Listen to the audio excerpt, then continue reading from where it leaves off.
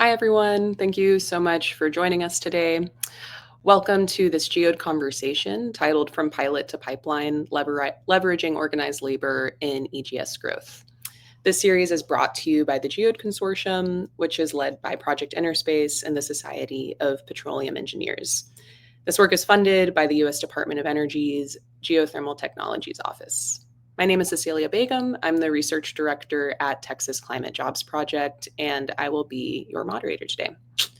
Today's show will last about 30 minutes. We encourage you to ask questions in the chat throughout the program. And it's now my pleasure to introduce our guest.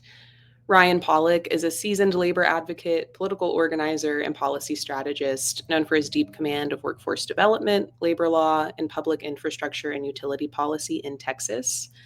Equally skilled at public advocacy and behind-the-scenes work, he blends strategic planning and tactical organizing with sharp legislative analysis to move policy and power in the right direction.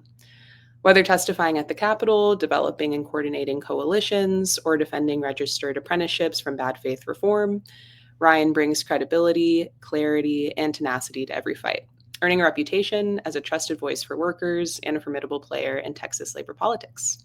Ryan, welcome to this GEODE conversation episode. Thanks, Cecilia. Good to be here. Good to see you, and good to be here with you too. So to kick off, for those less familiar with our topic today, the topic of organized labor, how exactly can unions contribute to the development of scaling of EGS projects? So EGS is really promising. It's very exciting stuff, but it also faces a classic infrastructure hurdle. There's not enough time or for margin for workforce mistakes. Projects need to be done right the first time, and labor shortages and poor training will derail timelines very fast. Construction union construction trades offer a turnkey workforce, thousands of electricians, operators, pipe fitters, more trained to handle complex, high spec work. The union model is already structured to deliver continuous training, certifications, and safety refreshers through apprenticeship programs that don't cost developers a dime. We're already doing it ourselves through joint training alliances. Organized labor isn't just about workers' rights. It's a common misconception that we're always just talking about our agreements and all that, but specifically for the building trades, our pride is in our skill. It's in our apprenticeships. That's our identity. It's about building things that last. We view ourselves as partners in the industry, not as obstacles. There's also the scalability as EGS sectors grow, or the sector grows. Unions have the systems in place to scale up responsibly and without compromising standards or project delivery. And then these workers have built power plants, refineries, transmission line, chemical facilities, nuclear plants, you name it. We are trained to do all the work. Electricians know electrical work. It's all the same from one sector of the industry to the next. Little minimal differences, some specialized training for things like nuclear, and I'm sure with things like EGS, you'll have different safety aspects to it, different specificities, but really electrical work is electrical work, welding is welding. It's all pretty cut and paste, but all of which require similar precision, risk management, discipline, all that. That's great. Thank you so much. And yeah, I'll just echo, the power of union apprenticeships and also our excitement at Texas Climate Jobs Project about the growth of the geothermal industry. And yeah, I think there's a lot of possibility there for our work to support each other. Next question. So what does the track record look like when union labor is involved on these types of projects, especially high spec energy and infrastructure projects? So, union labor isn't a theoretical benefit, it's an operational asset. These workers show up trained, certified, experienced. There's no ramp up period, there's no learning curve, like I was speaking to before on that job site. It's plug and play, mostly because we utilize the Department of Labor registered apprenticeship programs. It's standardized. It's not region specific, it's not employer specific. It's you can take a electrician in Texas who's gone through our apprenticeship program and plug them right into any job in New York, and they can get right to work. Just all they have to do is look at the plans and know where the material's at on the job site. It's pretty simple, and it's pretty effective. So, the real cost of construction isn't always just the wage rate. It's downtime, it's rework, it's schedule slippage. Union crews are held to higher standards from day one. So when developers are looking at just the wage rates, you're not considering the whole picture, because if you go union, you will typically, the standard is that we're done right the first time. The work is done right the first time, and we're done on time. Um, Oftentimes when they're we see it around Austin all the time, when a project's been done non-union, they eventually have to call in a union shop to come and fix all the work. And so that raises rates, it pushes schedules back. And then also, we have fewer change orders. Lower skilled labor tends to increase their margins by doing change orders. So you see less of that with us. And then union training centers put a heavy emphasis on safety culture, OSHA standards, hazard recognition. All this reduces incidents and insurance risk. There's an internal code among skilled trade unions, pride in our workmanship. It's not just a slogan, it's how people keep their jobs and advance. And then, uh, you know, you look at the workforce used on nuclear retrofits, major combined cycle natural gas plants, or transmission upgrades across ERCOT. Union labor didn't just show up; they delivered on time and often on budget. So that's really where that benefit comes in on the on the skilled labor side. Thanks for that. Yeah, it's really helpful just to hear about your experiences directly on all of these projects. And you mentioned employers. So for developers in EGS who may have never worked with unions, could you share more about what the typical process looks like for setting up a labor partnership? Yeah, so developers typically enter into a project labor agreement, or pre-hire agreements, and memorandum of understanding, like, the MOUs. These define terms up front. There's no ambiguity. There's no upfront costs. Um, these agreements lock in labor rates, staffing expectations, and work rules, and that gives developers a level of predictability that otherwise is hard to get in volatile labor markets. Unions don't just supply people, we manage, dispatch, verify certifications, and help developers keep staffing aligned with schedule. We're really out there often on large projects, just really killing ourselves just to make sure that everything's staffed, that we're getting that labor force there, and we have a very large network to be able to attract that workforce from all over the country, especially in such a tight labor market like construction, and when there are so many projects going around all over the place. We know how to find them, we know how to get them here. But we also work on training that local workforce as well. So we assist with community hiring goals, local workforce development, and even political engagement when it's needed, with local permitting, council briefings, community interest, and community buy-in on projects like these, and even that investment. Uh, I've worked with Austin Energy here, just talking about what I've learned about EGS lately, and just the potential here, especially in a place like Texas, and in a community like Austin, where we want to find new ways to fulfill our needs and our desires in the energy market. Um, if there's a change order or sudden scope shift, we can scale that workforce in days, not weeks or months. And then rather than cobbling together multiple contractors or relying on temp labor, developers can work with local union halls and get vetted workers with the right qualifications ready to go. Again, it's plug and play. It's, I need this many journey labor of whatever craft, and I need this many apprentices at this skill level. We just look at our books and the out of work, and we said, hey, you want this job? They take it and they go. So again, it's real simple, real plug and play. That's great. I feel fired up. I'm ready to Yeah, ready to see the expansion of these projects. I think you mentioned there's increasing energy demand, across the country. Geothermal can help meet that. Sometimes these projects are sited in, rural areas or more emerging project areas, and workforce availability can be a challenge. At times, especially in rural areas. So, how can organized labor help meet the workforce need in these types of regions?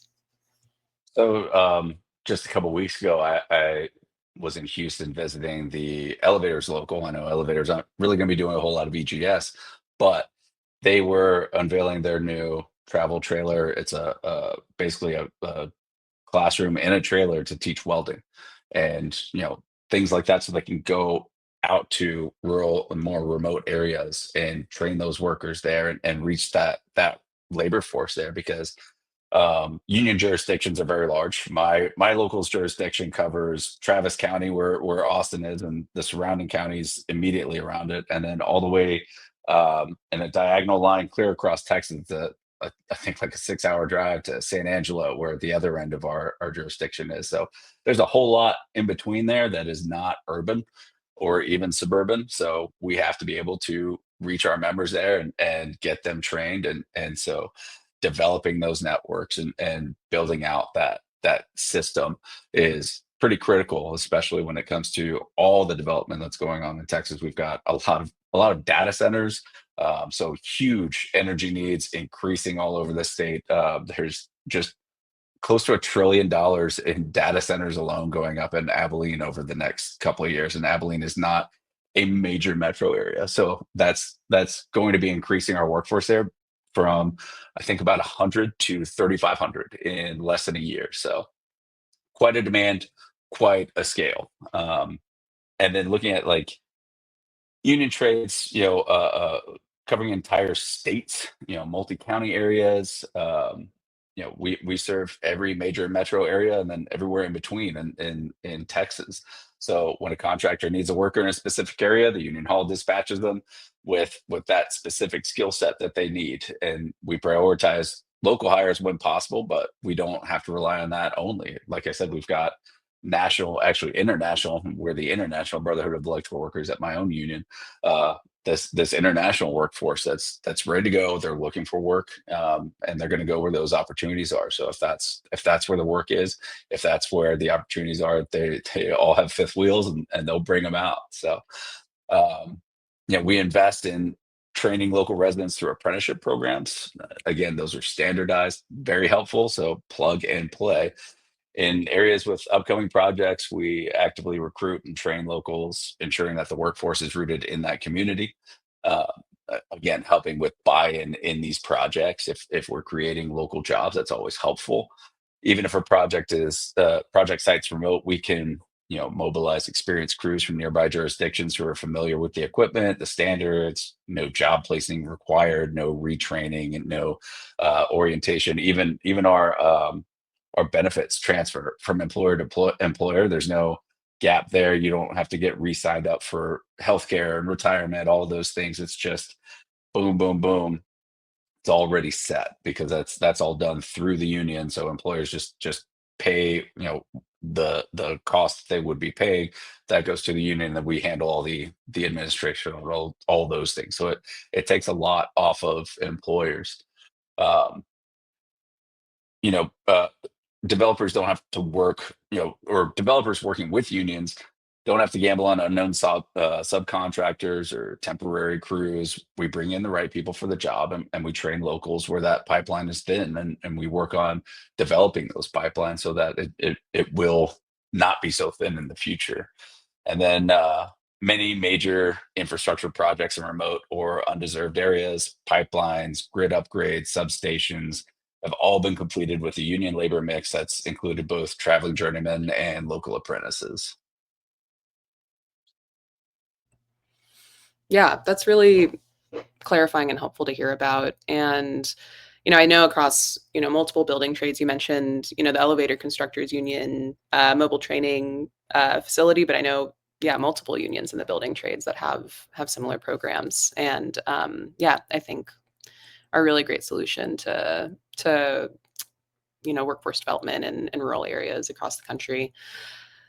So as a reminder to our audience, you can submit questions in the chat. I have two questions left, and then we will move to audience questions. So, you've mentioned cost, both cost for labor, but I think I want to drill in just thinking about overall project cost for developers, really like what is the business case for working with union labor when budgets can be tight for these types of EGS projects? Yeah, again, the hourly rate does not equal the total cost. Developers often focus on labor rates, but that's only a part of the equation. You've got delays, you've got rework, job site incidents can wipe out any savings from lower initial labor costs, and safety issues. All of these things raising insurance costs. These have to be calculated. Often I see that it's not. Um, but union labor is a hedge against all those risks. By using workers who are already trained and certified, you reduce your exposure to accidents, failed inspections, schedule creep. Even Texas is the most dangerous state in the entire United States for construction workers. Um, According to statistics, a construction worker dies in Texas once every 3 days. So it's pretty dire out there. That statistic is wildly different for union labor. Also, on top of that, this is the only state that doesn't require workers' compensation, and so that also is not helpful for perpetuating the workforce. If folks are getting injured on the job and then they're not able to recover correctly and get back to work, we make that investment and it pays out in the long run.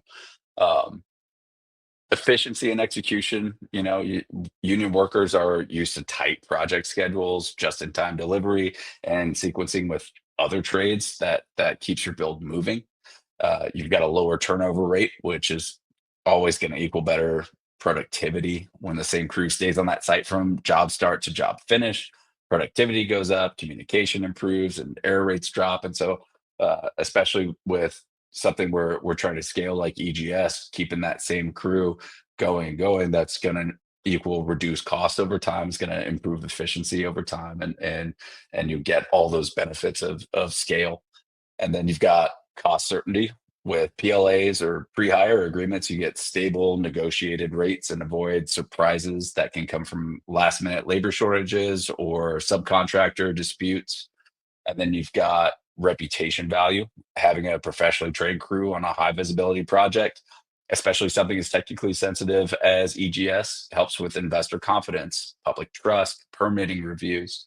Um, my union, again, we have something called the Code of Excellence that we implement on major projects, and then we've also initially it was only for major projects, but then we've been really integrating that more into our culture, and it's about accountability, personal accountability, accountability to from worker to worker, but then also worker to management, and then management to the union, and then union all the way around, everybody holding each other accountable, because we want to uh, keep our standards high, but we also know that we have to compete with contractors who don't keep their standards high, and but have higher margins, or wider margins, but are then able to still underbid us on jobs. So we want to show that value of why we do have a higher labor cost initially, and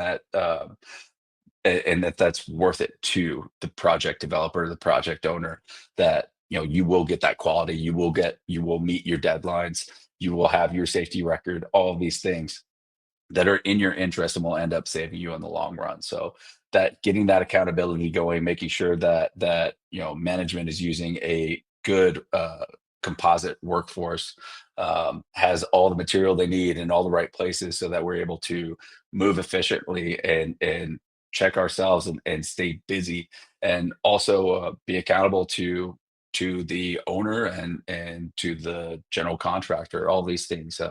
mutual accountability really helps move things along and get things done right that first time. Thanks for that.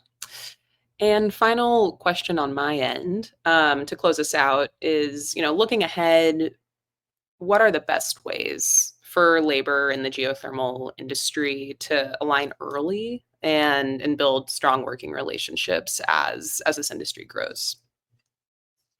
Yeah, the best outcomes are always happening when developers are talking with labor during the pre-planning and pre-construction phases, not just when they're ready to break ground.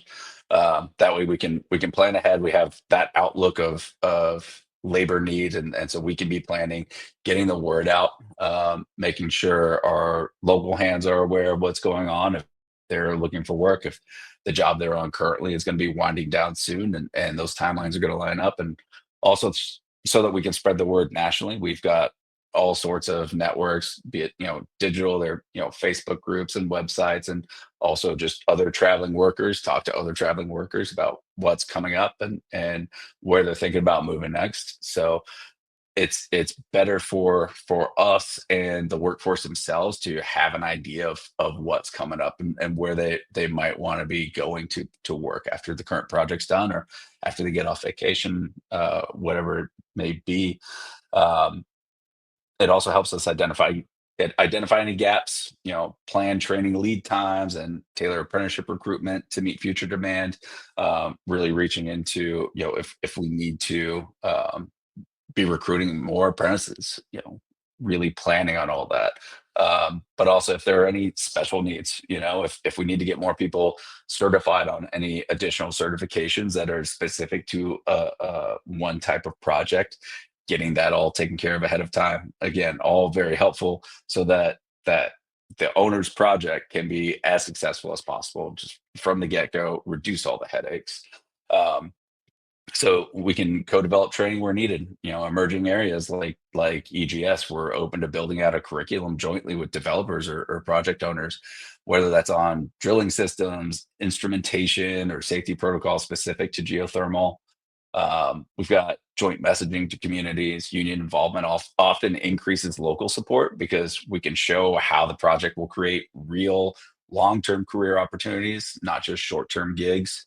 Um, I don't know if you all are familiar, but there have been a lot of studies recently that trust and belief in unions is at a 60-year high. Locally here, in Austin, politically, we are the most trusted source when it comes to community needs and what we should be doing, where we should be looking for who to trust. So getting that buy-in on good projects. If you have union backing your projects, the community will tend to be favorable as well. If you anticipate issues there, and we help clear the air on anything and make sure that um, folks know that if a union's attached to a project, then it's going to be good jobs. It's the conditions are going to be good. We ensure that they get their part of that bargain, and that people aren't left behind. So then that will help with further projects down the road. Again, if we're trying to scale EGS, we need that reputation that everything's going to be working in everyone's interest. So um, one contract, many trades. Unions can coordinate across crafts, electrical, mechanical, drilling. We work together constantly, so we know how we all work, and we're able to plan and do all that. We have even our pre-apprenticeship programs. We do that together. That's developed through the North American Building Trades Unions, NAB2. We call that the MC3, which stands for the Multi-Craft Core Curriculum. Just another pipeline to get folks into the trades, and then we all come out and talk to them, and they decide, like, oh, I think I like what the electricians have to offer, or what the plumbers have to offer, and all that. So that's been very helpful, getting those plugged into schools and community colleges and all sorts of other areas. um, so there's also just that mutual interest. At the end of the day, we want these projects to succeed. When EGS grows, we all benefit: workers, developers, communities alike. Um, we really believe in this thing, especially think it's amazing. Like, when uh, the price per barrel goes down, and then drillers are out there, and they're looking for another way to get back to work. It's not just those companies that are still able to keep going and pivot, while the market takes a turn. Those workers too, and so that keeps everybody going. So it's really such a great opportunity in so many ways. So we're all really looking forward to this, and excited about seeing this take off. Awesome. That's so great. Thanks so much, Ryan. Really just helpful to hear about your experience. And I know for both of our organizations, as well as other labor unions that we've been working with, both in Texas and across the country, I think there's a lot of shared excitement about partnership with the growth of the geothermal industry. So in these last few minutes, we're going to take questions from the audience. We did get one, which is a very interesting topic. Will the recordings be available on demand? I would like to watch it with my team. We're so excited. You want to watch this with your team? And the answer is yes. So on the SPE Energy Stream website and on the GEODE page, you'll be able to find these streams at the end of this conversation. We'll have a QR code on the screen where you can find that directly. And if there's any other questions, you can go ahead and get them in. But I'll go to another one that we have here, which is, what would you say to someone in the industry who's skeptical of unions? Uh, I would say there's a lot of misinformation out there, if not outright disinformation. So don't get your ideas of unions from Hollywood, because I still hear that all the time. And there's a lot of perceptions about protecting bad workers and being lazy. Again, like, we are skilled tradespeople. This is our identity. Our tools and our ability to use them is who we are. We have a lot of pride in that. And those ideas are not accurate. We hold ourselves accountable. We hold each other accountable. If somebody's just an outright not productive, not good worker, that reflects on us. It reflects on our training. It reflects on our culture, and so we don't tolerate it. The only thing that we do fight for is just basic dignity on the job, just as anybody else would.